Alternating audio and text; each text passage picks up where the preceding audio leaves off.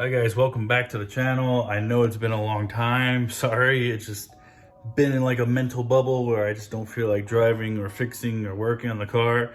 I did do some things. I was gonna record a video. I have some clips. I installed a AEM True Boost electronic boost controller and gauge. I'll show you a little bit of that. And then I'll show you some things that I'm also going to clean up inside the engine bay that I kind of just put together along with the boost controller to get everything working. And I'm going to show you some parts that I'm going to be using for the 6-speed conversion, which I'm going to do probably in the next couple of months. If you're in the El Paso area, there's a big car show called Springfest. The car got selected to be in the VIP JDM area, so I need to get the car prepped for that as far as looking good. For me, that's just the engine bay really, because the outside, me and my brother-in-law did a great job on buffing it and waxing it and all that good stuff. So the car looks good outside. It's the engine bay that needs just a little bit of cleaning up. So let me show you the parts first. All right, so laid across this table is a good majority of the 6-speed conversion parts, specifically for the CD009, the 350Z, the latest transmission, and I think early G37 and 370Z, possibly CD009. So anyways, let's go through each and every part. The clutch pedal, this whole assembly, I had it purchased before I even bought the car, because I knew at some point I was going to go 5-speed or 6-speed. So this part I wanted to get well ahead of time, because I didn't know if it was still going to be available with the whole pandemic and all the, craziness going on.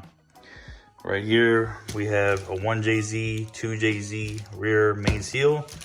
Here's the part number for reference. Next we have the pressure plate bolts from ARP for the 350Z clutch. Once I get that in, we have the flywheel bolts here, bell housing bolts, and also this cover, which the bell housing from the auto 1J will bolt onto this, and then this will bolt onto the transmission after we cut it. Here is the brace or support, whatever you want to call it, for the transmission. Here's the mount that'll go here. Front input shaft seal that'll go here, I believe. This fitting will go on the T56 slave, which you also need to get.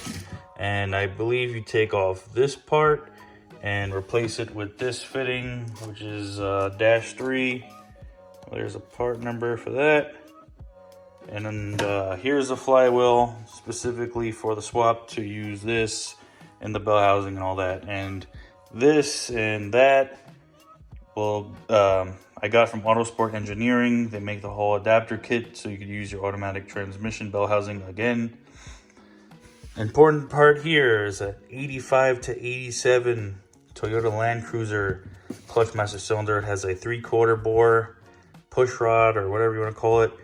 I don't know what the hell it's called, but you need that because we're going to be pushing more fluid than like an OEM style clutch master.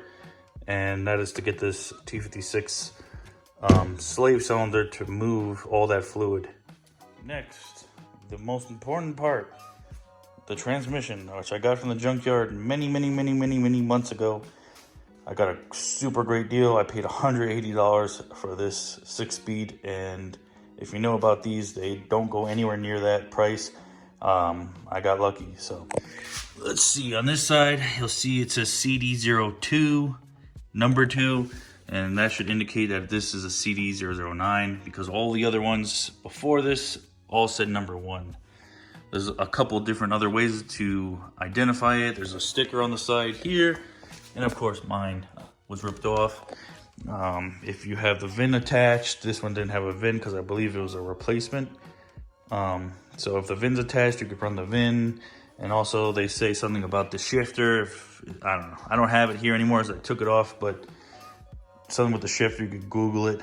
But anyways, to use this, at some point, I'm gonna have to cut this bell housing about right behind this line and then use that adapter piece. But that'll be much later on.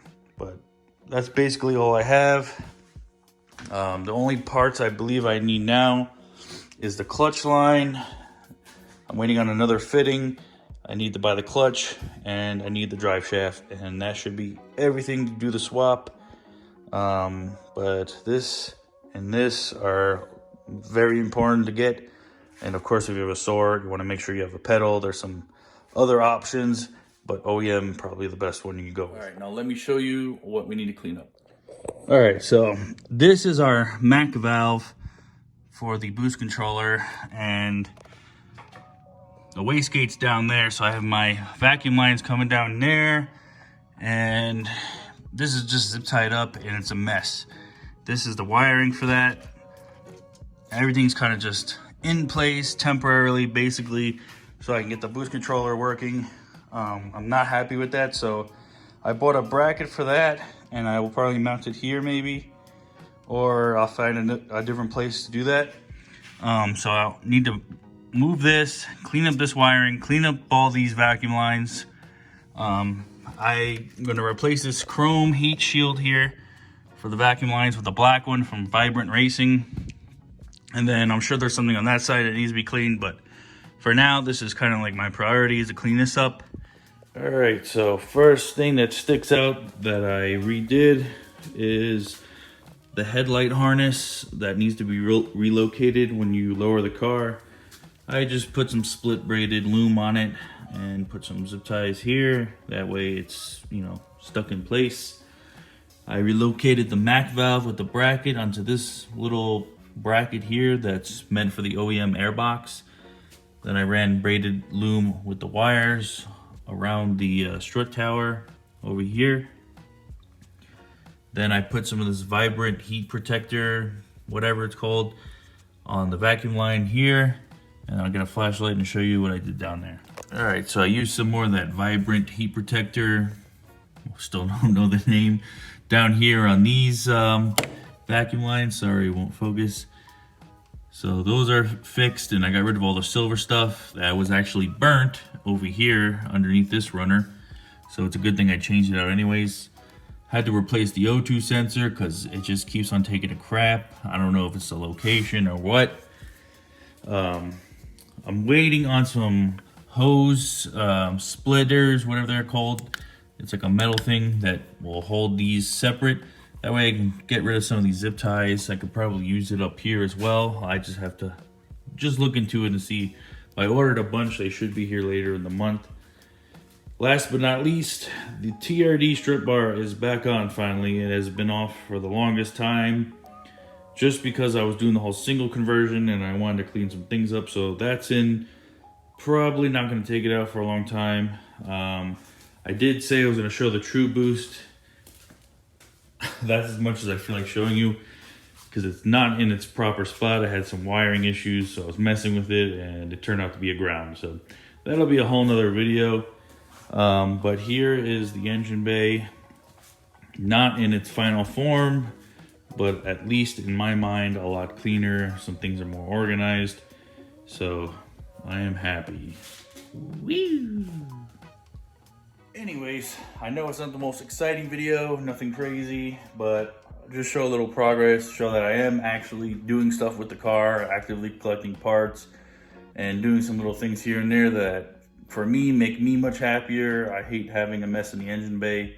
If you followed or watched any of my EG videos, I was kind of meticulous. Not crazy, but I really liked how that engine bay was. It was super clean, everything was tucked nice. So at some point I would like to get it this like that, but there's so much more going on in this engine than there is on a K series. So I hope you guys enjoyed the video. Any questions about the Soarer, the 1J, the importing of the car, the 6-speed, any of that, I'm more than happy to help. You can check me out on Instagram, JZChris92. Till next time, later.